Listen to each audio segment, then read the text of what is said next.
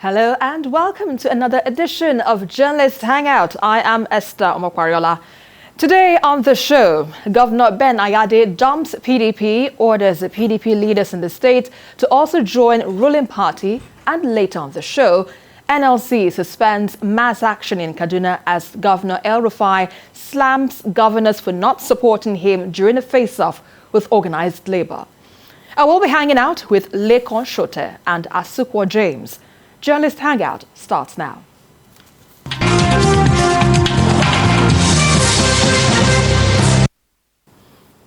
Another defection fever is blowing across Nigeria, and another state governor has caught it. Cross River State Governor Ben Ayade has left the People's Democratic Party for the ruling All Progressives Congress. Now, Governor Ayade announced his decision earlier today after a closed-door meeting with 6 APC governors and some members of the National Assembly who visited him, at the government house in Calabar. Well, the governors who visited Ayade include Atiku Bagudu of Kebbi State, Hope Uzodinma of Imo State, Mai Malabuni of Yobe State, Simon Lalong of Plateau State, Abubakar Badaru of Jigawa State, and Kayode Fayemi of Ekiti State. Let's take some reactions from the meeting.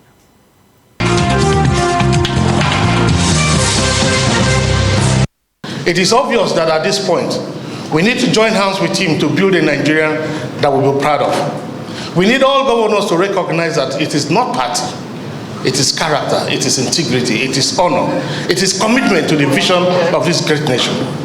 That we want to, as a team, walk ahead of the president by working towards building a prosperous country, that the succession process of 2023 will come without the fears and worries that the international community holds. If every one of us as governors join hands with Mr. President, I think we can sit on the same dining table and agree on a way to govern this country. Our population, over 207 million people, with the kind of political tension we have, we can't afford to sustain it.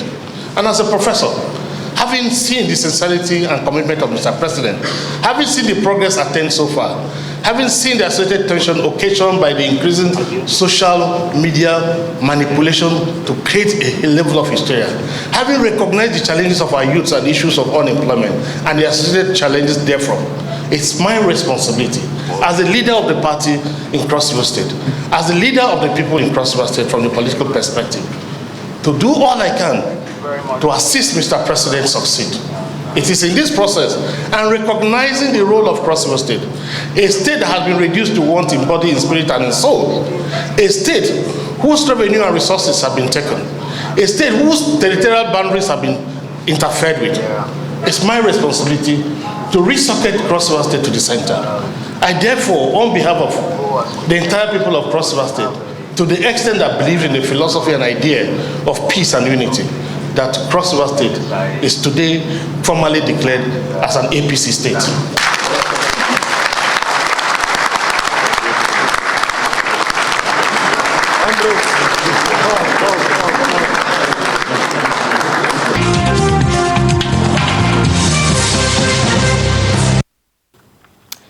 Governor of Cross River State, Ben Ayade, speaking there. Well, let's get the thoughts of our panel in the studio right now. Mr. Lekon Shote, presumably you've heard what he said, and the reasons for his defection. But how timely is this, knowing fully well that the country is grappled with so many challenges? Is it done at the right time? You can see I'm sighing deeply. Well, this started this way. A former governor of Cross River State, that's Donald Duke, says that what we have in Nigeria are not really political parties. They are just political platforms to actualize the personal interests of the politicians. And that's why you see them changing political parties. You recall that last year, the governor of Edo State just had some kind of disagreement with the party chairman, his predecessor in office, and then he dumped the party and then went and picked up the ticket of another political party, and then he won, and he's now a PDP governor. But if you listen to the last few, one or two sentences, he's looking at, it appears that, because he's not seeking re-election now. This is his second term. This is second final term, unless he wants to be a senator. You know, so you can't say that he's quite looking for a personal interest, even though politicians you never can tell. You know, and then, of course, this also shows you that it cannot be that he has been promised the presidency if it comes to the South. Otherwise, the governor of Ebonyi State will say, well, I defected before, before you. So I don't think it's about that. But the last one or two sentences that he made, he was looking at, you remember there was a time there was moving of oil fields from Cross River to Akwa Ibom, that now made Akwa Ibom much richer, and in terms of reception or receipt of FARC, you know, and all that. So I'm suspecting that this may be where we are looking at. And then from some of the things I've heard about the ports in Calabar, I recall Bamanga Tuko, who used to be even Minister of Transportation, and he became president of the Africa Business Roundtable or so. And he was always complaining about even the access route to the ports. So maybe this is an attempt to curry the favor of the federal government and possibly attract more infrastructure, you know, in addition to boosting the federal revenue allocation to Cross River State. These are my initial thoughts, you know, to him. But I can't, well, politicians always look at their interest, but for now, it's safe to say that it cannot just be his personal ambition entirely in this case. Because politicians don't have to be crooks all the time or, you know, all the time, you know. In this case, I think we need to give him benefit of doubt. Okay, so Asuka, what's your position on this? Because, you know, there have been varied reactions, even all over social media. It has been a buzz since his announcement of defecting to the to the APC. But in all of this, would you say there is a grand agenda for his movement? Or what would you suppose could be the reason for his movement at this time?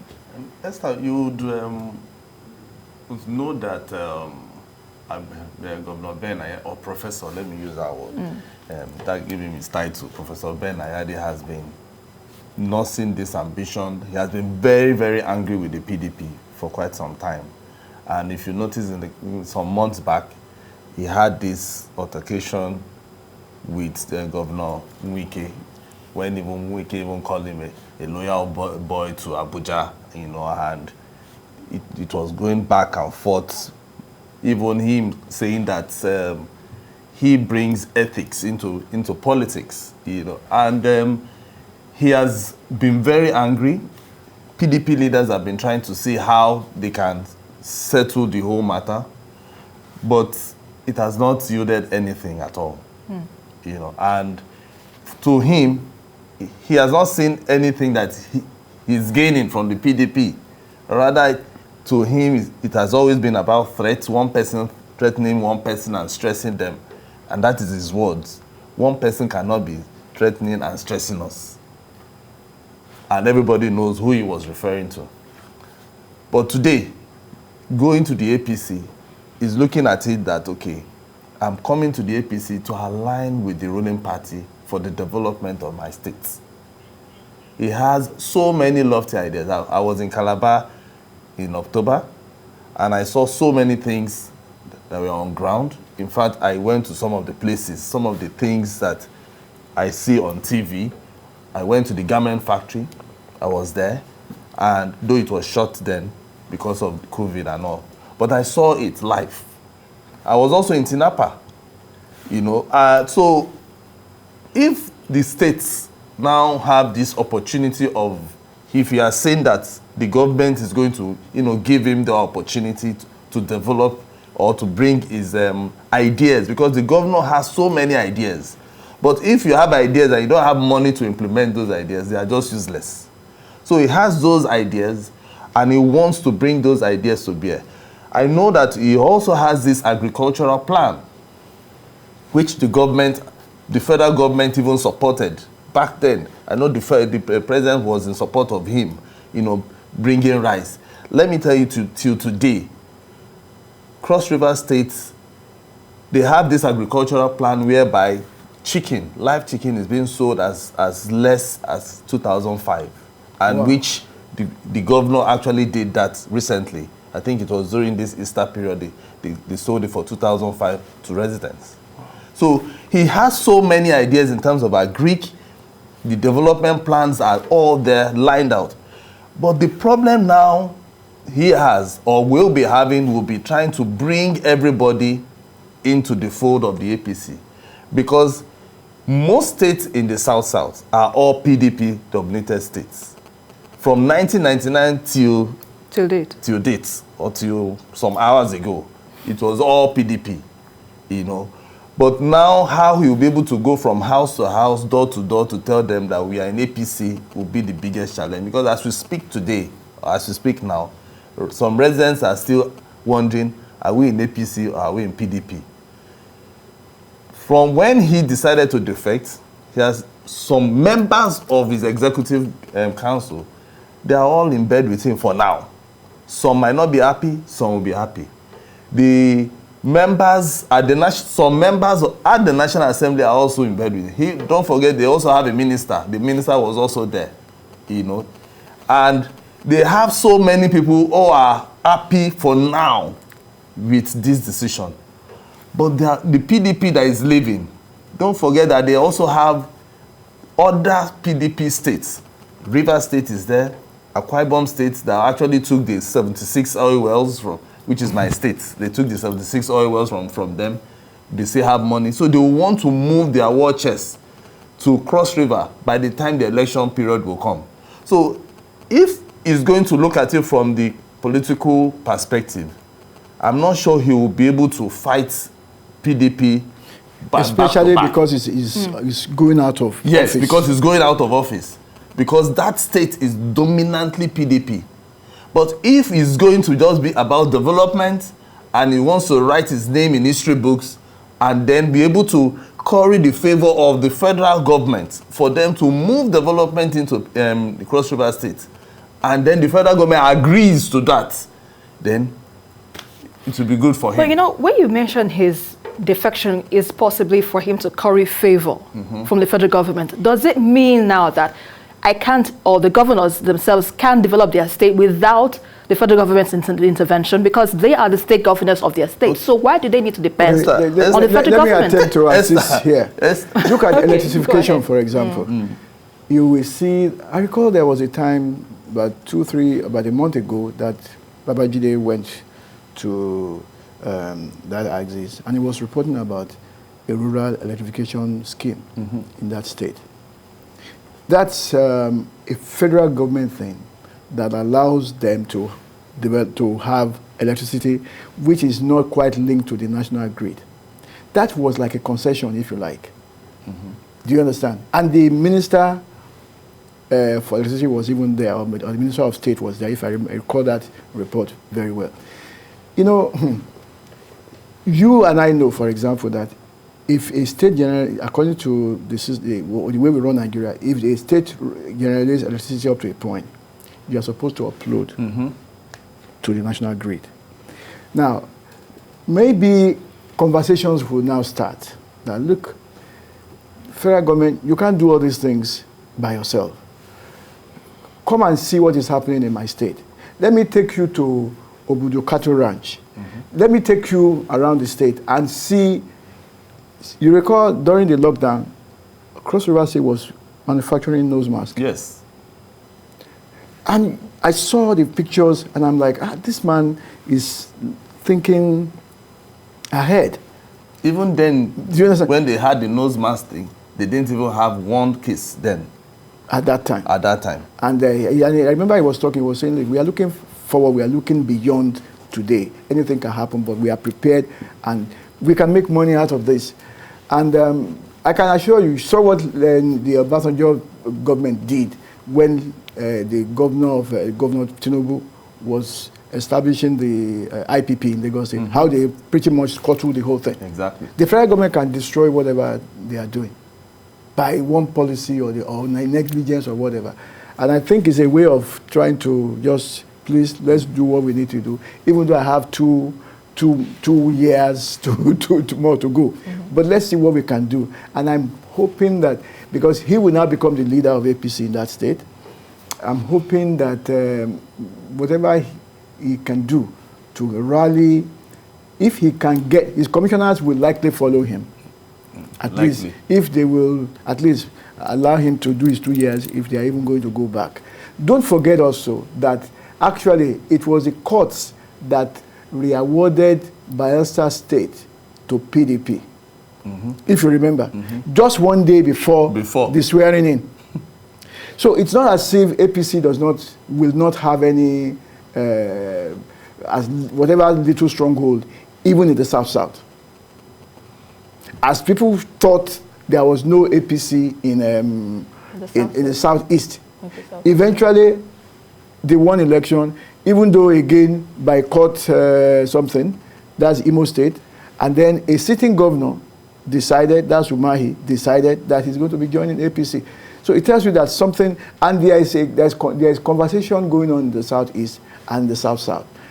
Are we going to just sit down and just allow the Southwest to be the one that will just take the cake if the presidency is coming to the South?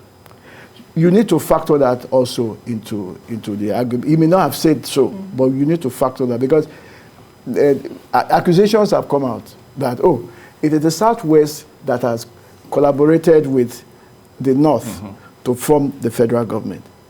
And then, oh, we are out of the scheme now. Now, there's discussions, conversations going on that, wait a minute, okay, some other people have said, if you are going to be asking to be president, you have to be able to align, talk to the other people on the other side. And I think what Governor Umahi has done, what Governor Ayade have done, they are trying to engage in that conversation. You know, it may not be that brazen or open, but if you can read between the lines, you will see that at least they are not going to be strangers or outsiders when this kind of matter is going to be discussed. But you know, one thing that Atukwa rightly pointed out, you know, he is about the only person that's representing APC in the South, knowing that the South-South rather, knowing that the South-South has more PDP state governors. That Bayelsa State, APC won the election. It was the courts that brought the governorship back to Diri 1 day before swearing in. So it's not as if there's no APC in that region. Yes, we understand that, but do they have the capability to even have the numbers ahead of the 2023 elections coming up in the next 2 years' time? Do they have that strength? Esther, let me come in there. You see, the thing is, even in Akwa Ibom State, where I come from, the leader, in fact, they are having issues as we speak. APC, they are having issues as we speak, because there are some people who were there when it was ACN. Yeah.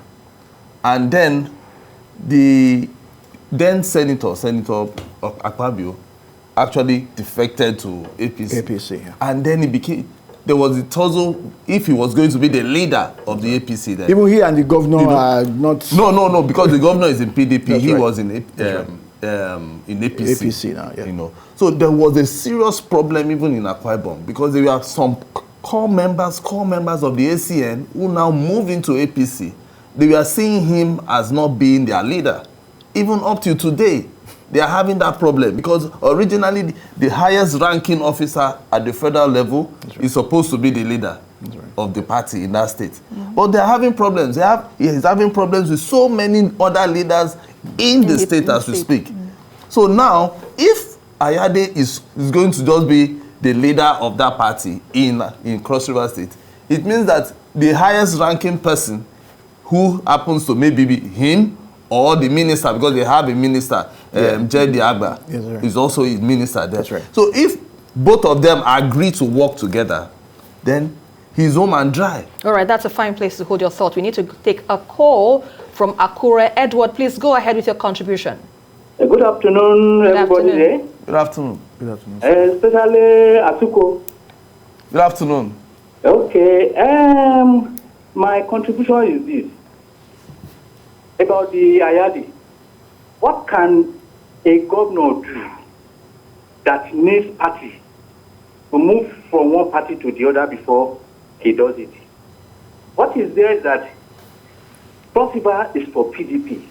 Doesn't mean maybe it's in PDP or it's not in PDP before he performs. Why? It's like maybe because of the economy nowadays, many are not even thinking straightforward. What do you think APC will bring to Cross River? I belong to neither party.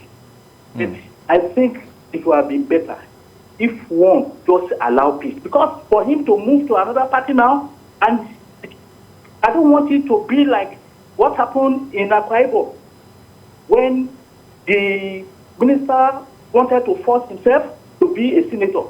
You see, all these things let belong. Oh dear, since we've lost connectivity with Edward. The thing is, if you look at this issue about Governor Ayade moving, the major problem is he cannot sit beside Governor Wike. He can't sit because both of them are at serious loggerheads. The PDP Governors Forum met recently in Ibadan. He was not there. He was not there at all. And even when the South-South governors met, he didn't go.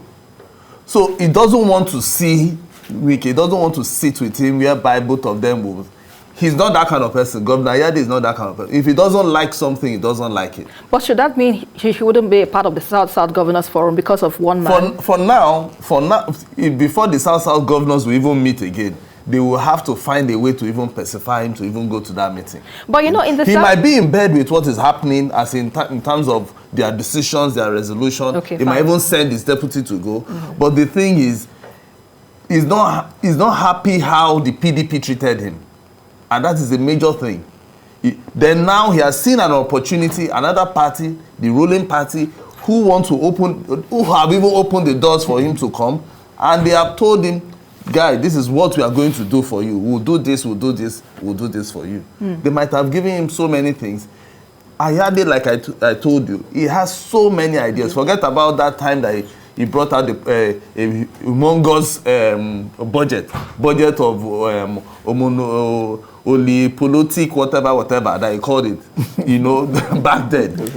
That is how he thinks, that he can do so many things if he has money. Okay, let's take a caller we have from Lekki. Hassan, please go ahead with your contribution. Good evening. Good evening. Okay. Good evening, Asuko. Good evening. And the lady. Please, let us be very, very frank with ourselves. With this kind of defection we are seeing, as far as I'm concerned, I'm not impressed. Because I see no reason why there should not be principle. There should not be principles adduced to politics. And what will kill us is politics without principle. What will kill us again is money without hard work. Let me remind you of what the former chairman of PDP said, Mr. Wodo. He said, we have been able to win elections without being able to win the mind of the people. What you are seeing in that argument is that governors are defecting based on selfish interest, personal interest, and we knew very well those people in that argument are not APC. They are not APC. Akwa Ibom, Cross River, all those areas, they are not APC. If you like, defect from now to tomorrow. And he has something to contribute because he is on his way out. He is not going for third term.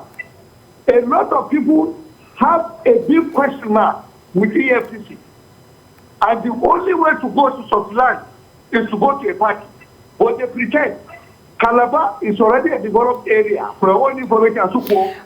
So government is not a matter of choice. All right. Thank you very much, Hassan, for your contribution there. Quite a pungent opinion from Hassan. But, Lekom, with what has been said so far, people have been saying APC, PDP, they are one and the same. So what is the difference? You've said he moved because to curry favor from the federal government so that it can bring development in his state. But many are saying APC, PDP are one and the same. So what differences are we seeing in Cross River? It's not as if, it won't be that he doesn't have, just as the last caller just said now or hinted, supposing the minister for Niger Delta is APC, whereas the state is PDP.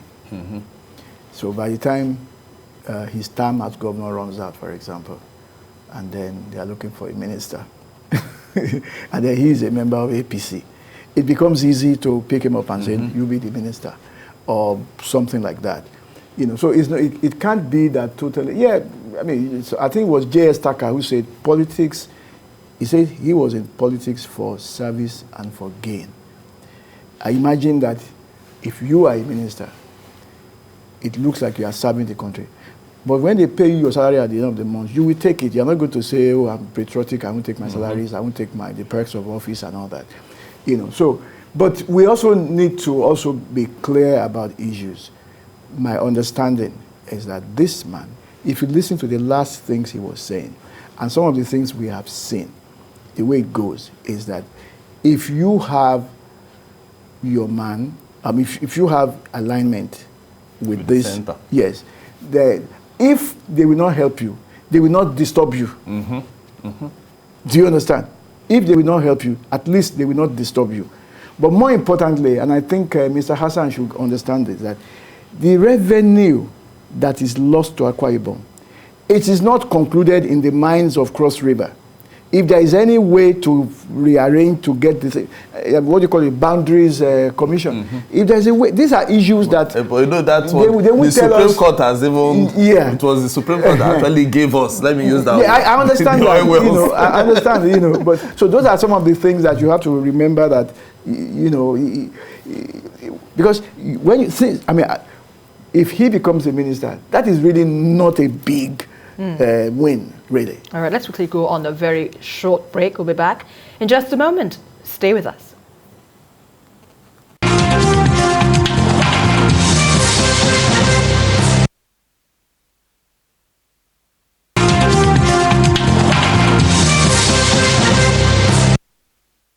Welcome back. You're still on to Journalist Hangout, and I still have my guests in the studio, Asukwo James and Lekon Shote. So, Asukwo, let's quickly wrap up this segment of the show. What are your final thoughts on this defection and how this will affect internal democracy and Nigerian politics? Well, in terms of internal democracy, I don't know how that one, defection would, because Nigeria is either you are in APC or you are in PDP. But I know that by the time it's 2022, a likely third force might likely come first. A third party might likely come because there will be serious alignment and realignment one way or the other. But if you talk in terms of what the governor has done today, based on what he has said in terms of development, he has a budget called Budget of Blush and Bleeze. And in terms of that, I want to see how the federal government can help him in refurbishing and rehabilitating some of the tourist centers in Cross River State. Tinapa, for instance, Obudu Cattle Ranch. Those places are places that people travel all the way from Jamaica, everywhere in the world, and they visit those places. Some years back when I went to Obudu, it was an eyesore, So I want to see how the federal government, especially the Minister of Information and Culture, can help the states now that they have Cross River states in their pocket. Then we need to see how the governor can also, in terms of agriculture, how we can use whatever they have in terms of agriculture, whatever they are doing today, to see how they can feed the whole of the South-South, not the whole of Nigeria. Let's not be unrealistic.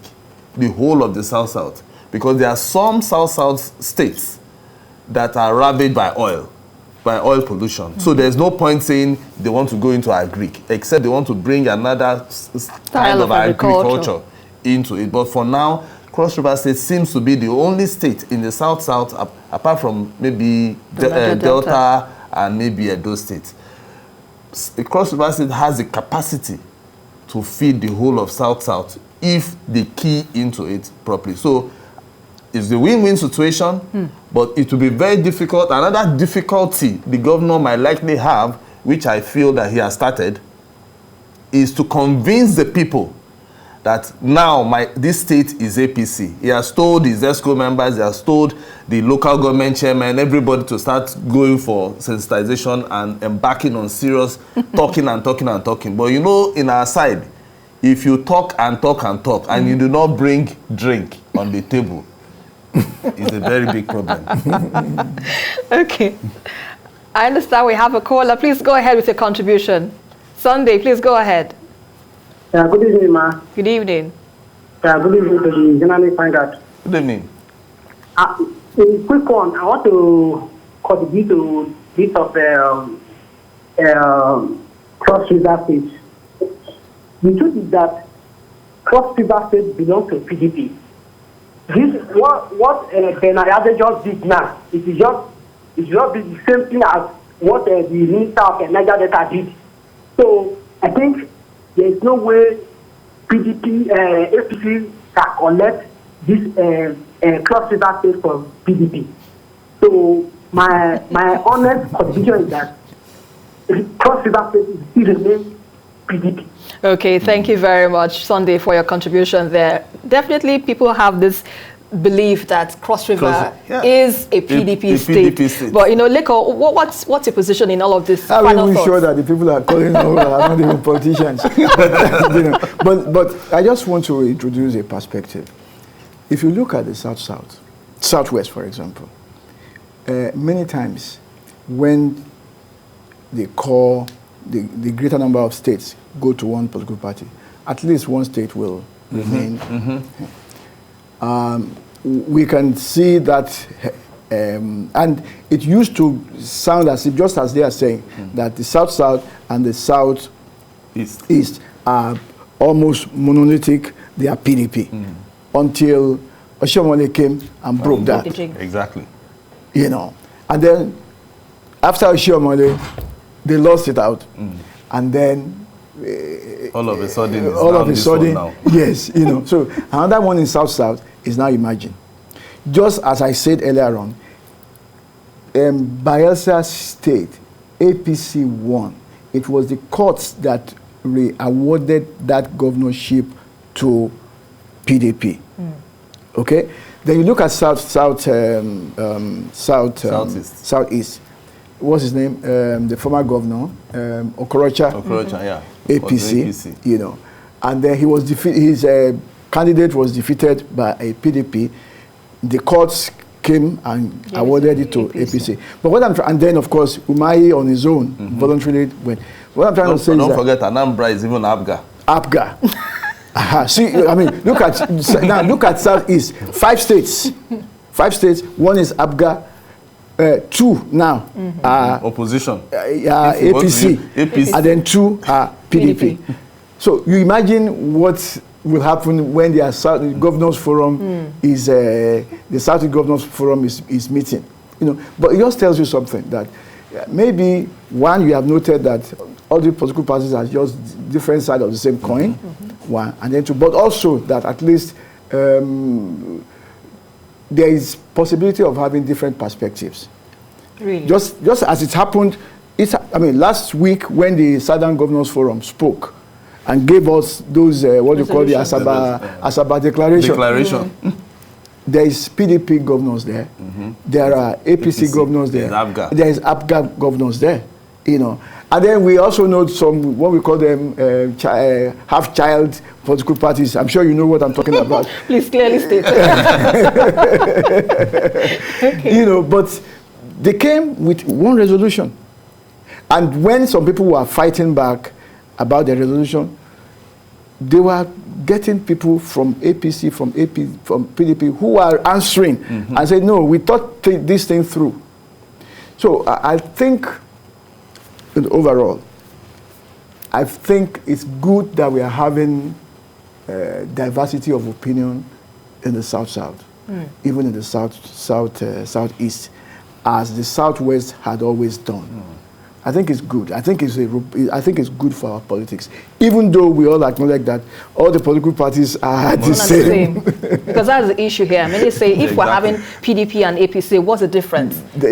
Some have even coined it into different. Because APC, for example, was formed by ACN, formed by NPDP, then APGA, then CPC, and then some other, loose. So you can see that even APC itself is a conglomerate to start with. Okay, well, let's quickly move on to our next segment of the show, where stormy clash between the Nigeria Labour Congress and the Kaduna State government over the mass sack of workers is getting calm. Well, after an emergency meeting in Kaduna on Wednesday, the national president of the NLC, Ayuba Waba, said the warning strike has been suspended to give room for dialogue as spearheaded by the federal government. Meanwhile, the governor, Nasir El-Rufai, has accused the Nigerian Governors Forum of not giving him the support he needed during his face-off with the NLC. Now, Asukwo, when this news of the NLC shutting down a state because the government wasn't performing well or downsizing its staff, and they felt it is called it right sizing. Okay, okay, right sizing. Let me use the language. So, but now that things have turned out to be okay, well, they've gone back to the way it is now. Everyone is in a full circle, more or less. Would you say perhaps there is something to learn from this whole scenario, where the NLC had the state government at its jugular, but after so much pressure on the NLC, everything is back to normal? What would you say about this whole? One thing you should know is politicians don't learn. That is the major thing. They don't learn from past experience. But from what has happened, because I was here yesterday, we had advised the governor to look at how they can dialogue, because this is a simple thing. Human lives, they are involved. Human lives in the sense that, one, if the nurses or the doctors are not in the hospital, people will die.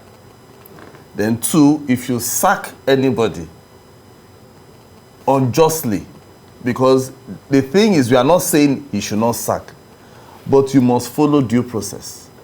If you sack anybody and you tell the person, okay, I'm going to relieve you of your appointment, you should be able to tell the person you are going to pay them their severance package. And that is where the major thing is. And then another thing is, if at all you want to even embark on this sack, there's nothing stopping you from saying, okay, Labour, come, let's dialogue, let's talk. We want to right size our civil service because we do not have the capability to handle all these people. And then from there, Labour will say, okay, fine, how do we do it? Can you shed maybe 40% for so time and leave 60% for so time? And then from there, everybody, because the thing is, there was no attempt to even sit down to talk. Dialogue. That is why this issue snowballed into what you saw, a five-day warning strike and all that. And now that the federal government has intervened, the federal government is saying that, come, it's the same thing that you have been saying. You guys have to dialogue. There is no government. If you are saying you're in a democracy, there is no way that you will not sit down to talk. I have never seen that. And there's no way in the world that they are practicing democracy and people will not sit down to talk. And that is where the governor got it wrong.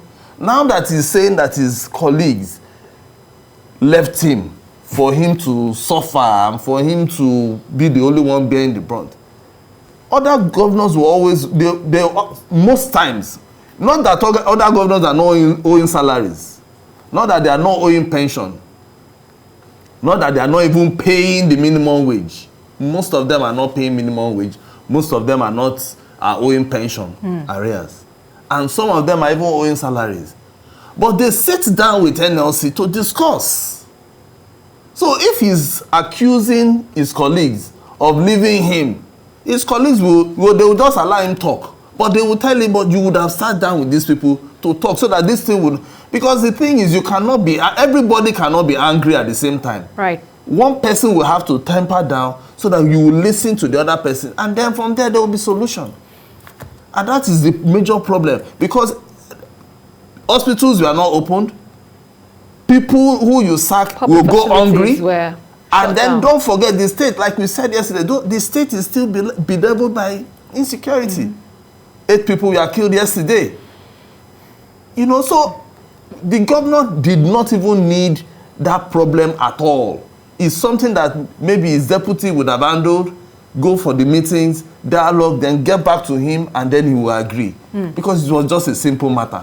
Okay, but Lekon, would you say we're looking at a review of the minimum wage in Kaduna State, seeing that all this points down to the state government not being able to pay salaries as and when due?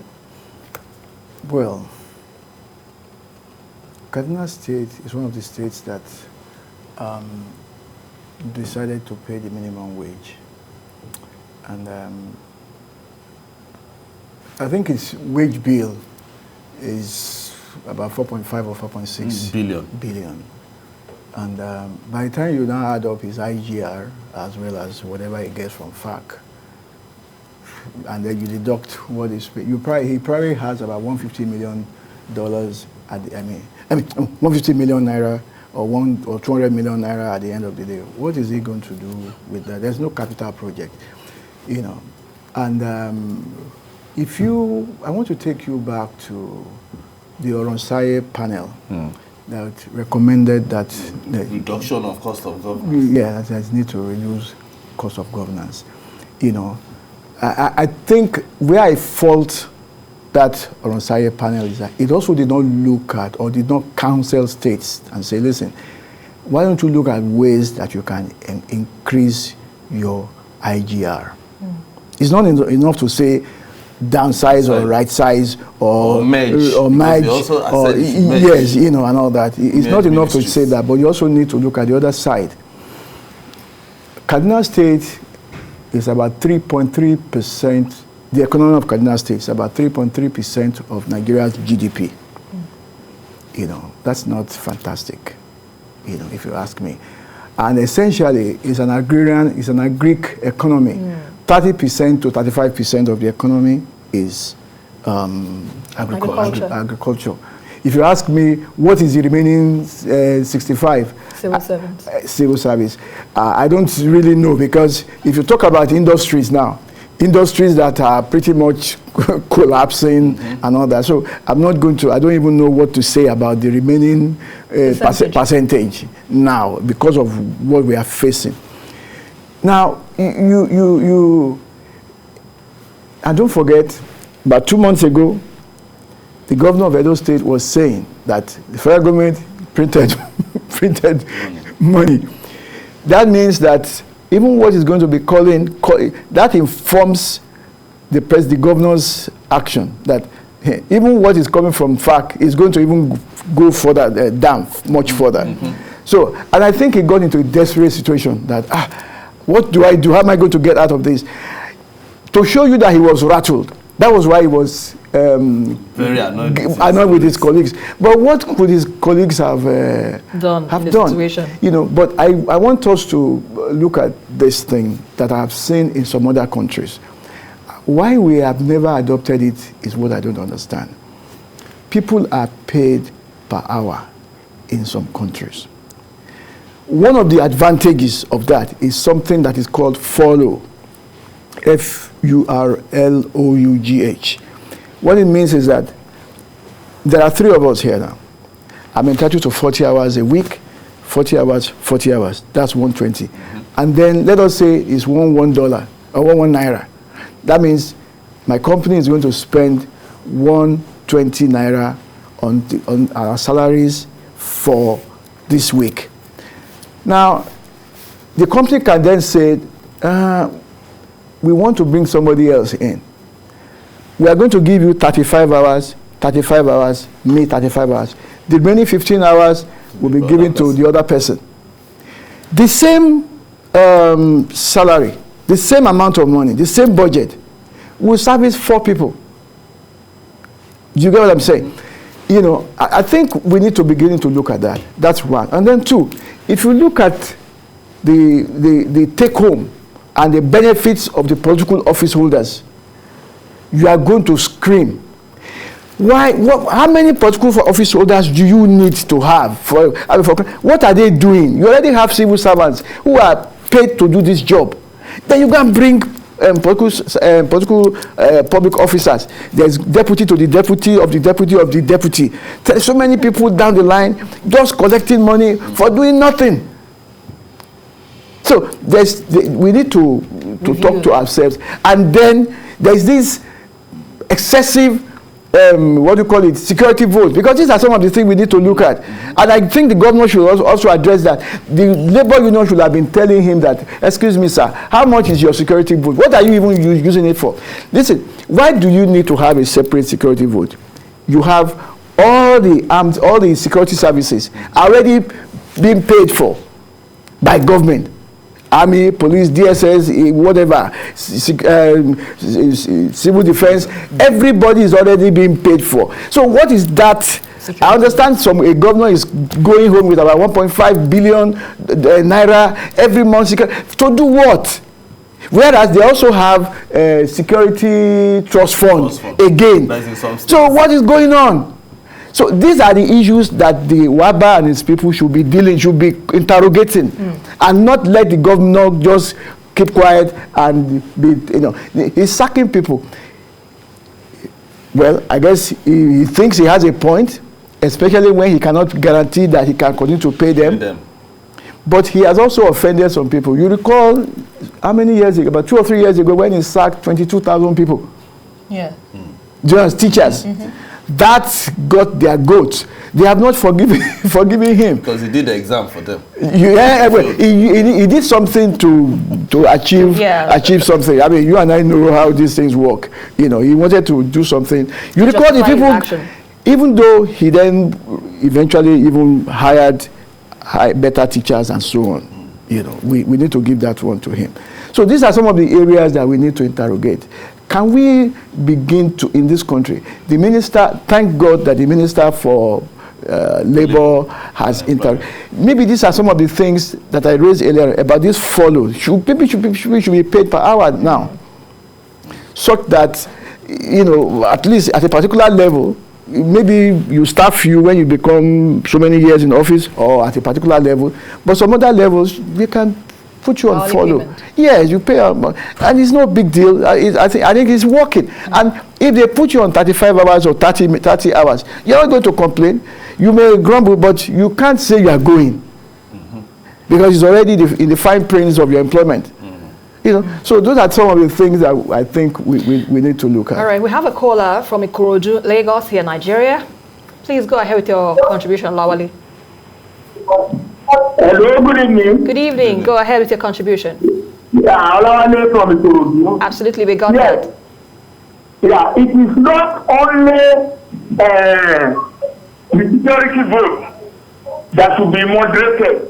Look, each governor, they have so many, they have posts of aid. They have commissioners, special advisors, senior special assistants for corporate, for rap, for everything, who they are paying. Okay? Apart from that, when a governor is traveling, he travels with a host of people, cars. Secondly, when a governor wants to travel maybe from Kaduna to Lagos, they will go and charter jet, $10,000 per week, and they say they cannot pay 10,000 to poor workers. They should put in work and reduce the number of things they are paying and their security vote. Thank you so much, Olawale, for your contribution. Asukwo, he has mentioned part of what Leko Shote had earlier pointed out, that the governors need to review more or less how they pay their workers if they are complaining of, you know, shortage of funds to meet up to the target of the minimum wage. But aside from all of this, what do you think needs to be looked into talking about looking inwards now, what can be looked into if we're to have this situation handled squarely without it raising its ugly head again from what we saw in Kaduna State? The thing is, don't forget, part of the resolution of the Nigerian Governors Forum is to remove subsidy. So, in removing subsidy, it means that Labour will still go ahead and fight the governors, because those who will be affected will be the working class. Workers, yes. So it's now like they are now using Nigeria as a chess board. So if you play this way, I'll play this way. If you play this way, I'll play this way. That is what they are doing now. So if the governors refuse or they are sacking workers, the governors can now decide, okay, fine. His Excellency, sir, remove subsidy so that we will have enough money, because the governors, what they are saying now is remove the subsidy so that we have enough money for us to pay salaries. And Labour will not want to wait for their members to be sacked. So it's a very, very big problem. So what we would need all the governors to do, because most times they don't even sit down. I know there was a time, I think it was Goodluck Jonathan's time, governors used to do peer review amongst themselves. What is this state doing better than what I'm doing? State. And then from there, because I remember then, when Oshomole was still governor, he actually came to Lagos to take a model of what Lagos is doing to Benin, to Edo State. So governors, this particular set of governors, I've not heard anyone saying, oh, I've gone to one particular state to see what this state is doing better. There's nobody that is modeling, even APC as a party, because it's supposed to even trickle down from the party. The party is supposed to say, okay, fine, this is how all states is supposed to look like. The blueprint. Yes, there should be a blueprint of how my APC state is supposed to look like. So that all states, whether the one that doesn't have money to the one that is the richest, should be the one that should be able to support themselves to look like that. So that once you enter into any state, you know that this is APC state. They must have a blueprint. But what we are having now is all state governors are just coming, they are not sharing ideas. When once they meet, the only thing they do is to argue and come out with resolution that will affect the common man. Because by the time they remove the subsidy, Esther, you'll be paying 400 naira or more per liter. That is their recommendation. And if you already know what is outside, people cannot even feed themselves. And the governors are not looking inwards. They are supposed to start looking inwards. What is my state? What can I do in my state? Even if a governor brings 100 million and says, I want to see all the things that I have in my state, and begin to look at it. Is it agriculture? Is it mining? Is it digital technology? The viable sectors. Those viable sectors, and begin to tap into those sectors and bring out, without even the federal government, all they need to do is also tell the federal government and say, okay, fine, this is what I want to use in tapping and bringing in revenue into my state. I'm not sure a Buhari, a government will want to stop them, because Buhari himself too is also looking for money. They borrowed money. So if you look for money outside and then it is revenue for you without going to the federal government to say, give me money, I know they will support. Okay, let's quickly get your final thoughts, Leko, on this matter. We need to wrap up quickly. Very quickly. I just want to stress that there are two sides to it. I'm an accountant. We have the debit, we have the credit. We have the revenue, we have the expenditure, there's also the revenue. There is no critical look at how we are making money. How they are making money. They need to sit down and say, wait a minute. I mean, is Buhari going to stop you from engaging in agriculture in your state, for example? A lot of states in the southwest, Delta and Edo State had what do you call them, ranches and Right. What do you call that thing? Farm settlement. Yeah. Is Buhari going to stop you from getting those things working again? I can imagine you have a lot to say, but because of time, you cannot stress it any further. We appreciate your insight so far, Lekon Shote and Asukwo James. It's a pleasure to have you on the show this evening. And that's about it on Journalist Hangout. Join us again tomorrow for another episode of the program. And don't forget to join us on Journalist Hangout on Sunday from 1:30 p.m. to 3:30 p.m. We are also on YouTube at youtube.com/TVC News Nigeria. I am Esther Mokwarela. Bye for now, and God bless Nigeria.